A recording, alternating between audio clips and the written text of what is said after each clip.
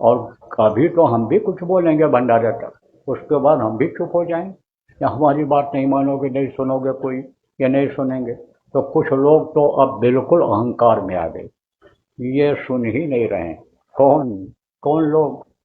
आप ये समझो कि ये अमेरिका के लोग, इजराइल के लोग, ईरान के लोग और इनके जो सहयोगी लोग हैं, वो लोग भी सुन नहीं रहे हैं।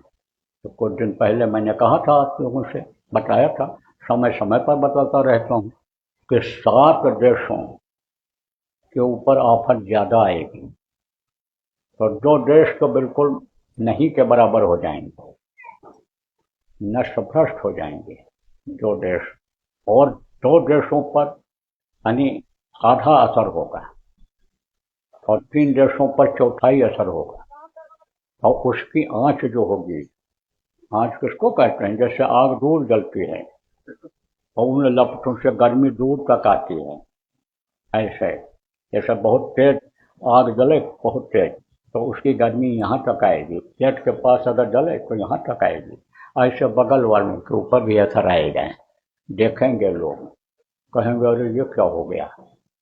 जो बचेंगे वहां वो देखेंगे कि लाशों पे लाशों का होगा नज़ारा, और सुनते तो जाओ संदेश हमारा, तो खाने वाले मिलेंगे, नया जमाना बदलेगा। यह परिवर्तनशील संसार है, बदलाव होता रहता है। वो उस बदलाव को देखेंगे कि जहाँ हरा भरा था, जहाँ आबादी थी, जहाँ चहल पहल थी, जहाँ पर रौनक थी, वहीं अब सुनसान हो रहा है, उजड़ा हुआ है। जहाँ की जमीन बराबर थी वहाँ गड्ढे दिखाई पड़ रहे हैं। ये देखो जहाँ पर चकाचौंध थी बिजली नहीं है, दूर दूर रोशनी जल कहीं कहीं टिमटिमा रही है।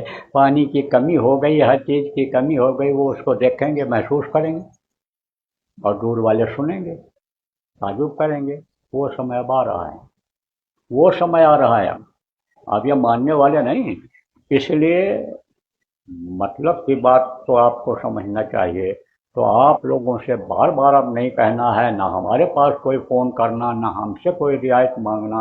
हमारे पास रियायत नाम की चीज़ नहीं रह गई। मैं तो आपको संदेशा पहले भी देता रहा कि भाई जब समय आएगा आपको बता दिया जाएगा और आप फिर जगह छोड़ देंगे। लेकिन लोभ में, लालच में धन संपत्ति बढ़ाते चले गए, बच्चों पर ध्यान नहीं दिया, और बच्चों का मन वहाँ से नहीं हटाया। इधर आने जाने में भी आपने संकोच किया, चले भी आए तो बच्चों को छोड़ के आए, वो बच्चे तैयार नहीं हो रहे, और बच्चों को पता क्या है इन चीज़ों का। तो अब आप ये समझो, जो भी गलती हो गई हो पहले गुरु महाराज से माफ़ी मांग करके, और अब बातों को पकड़ लो आप लोग।